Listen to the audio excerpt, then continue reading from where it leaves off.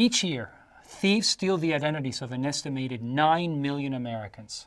Identity thieves drain bank accounts, damage credit histories, and can even doctor medical records, putting a victim's health in danger.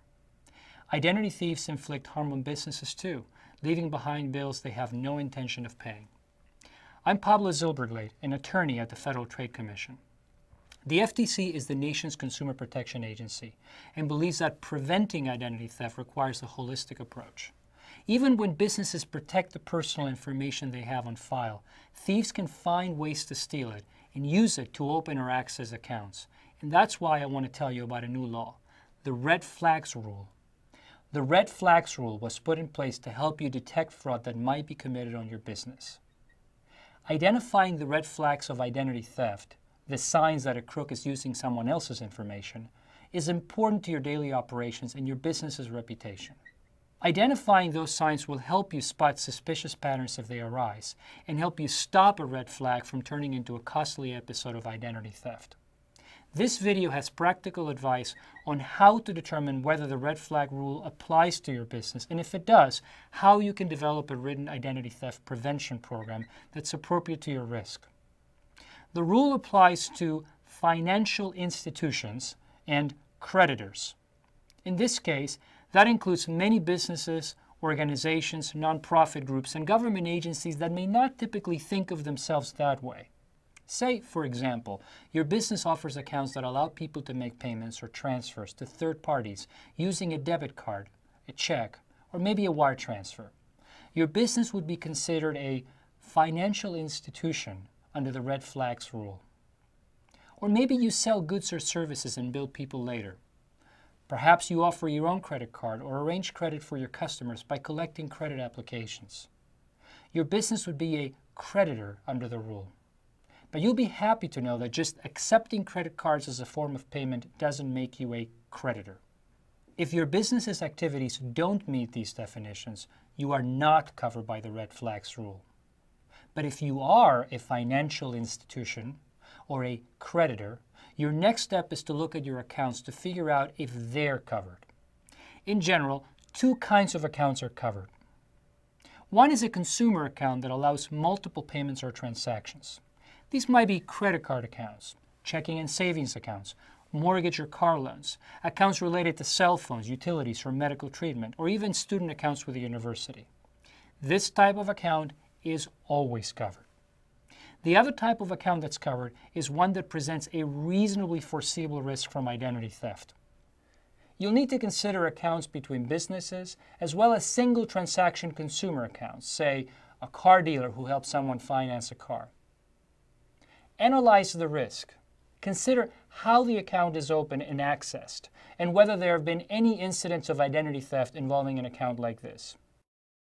If you haven't heard of identity theft happening in your industry, or if it hasn't happened to your business, the foreseeable risk from identity theft is probably low. If you don't have any covered accounts, you don't need a written program.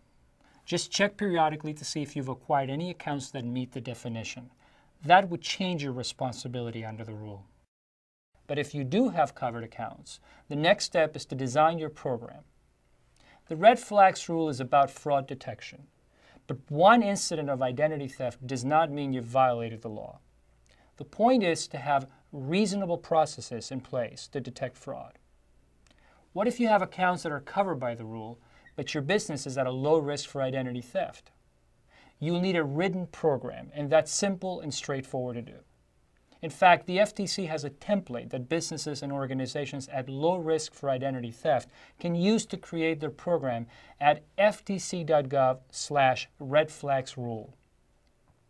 Regardless of your risk, writing an identity theft prevention program involves 3 basic steps.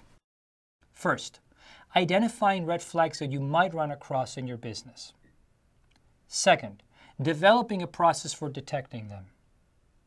Third, identifying what you'll do if you detect a red flag. Let's start with step 1. Identifying the red flags that you might run across. You may already be familiar with a few of these. For example, warnings from a credit reporting company about someone's account, notice from law enforcement that someone's been the victim of identity theft, or suspicious documents or personal identifying information or unusual account activity. Although there's no one-size-fits-all approach, consider the risk factors you might encounter in your business. The warning signs for consumer accounts may be different from those for a business account, or the red flags for account opened online or by telephone may be different from those involving face-to-face contact. Another factor to consider is whether your industry has been affected by identity theft. Have you heard about occurrences in businesses like yours from contacts in your industry, at conferences or in news reports? The bottom line here is that a red flag could signal that fraud is afoot. Moving on to step 2, detecting red flags in your day-to-day operations. For example, if you use reasonable procedures when you're verifying the identity of someone opening a new account, you already have a fraud detection process in place to incorporate into your program.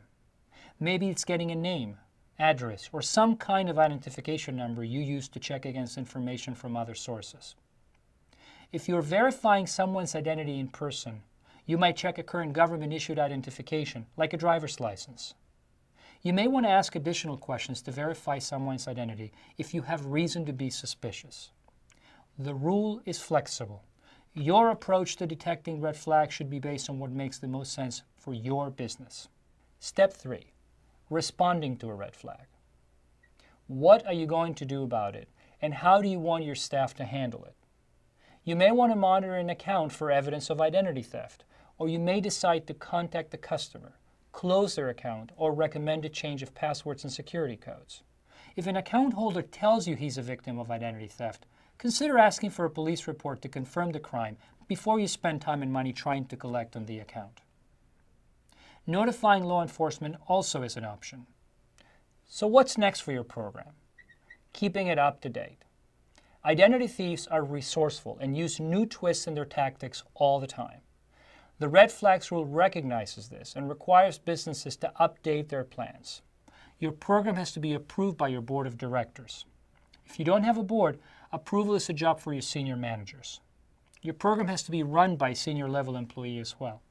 Of course, all employees in a position to detect red flags need to know what to do if they see a mismatch or other suspicious sign. The FTC's Red Flags Rule website has much more information about compliance at ftc.gov/redflagsrule.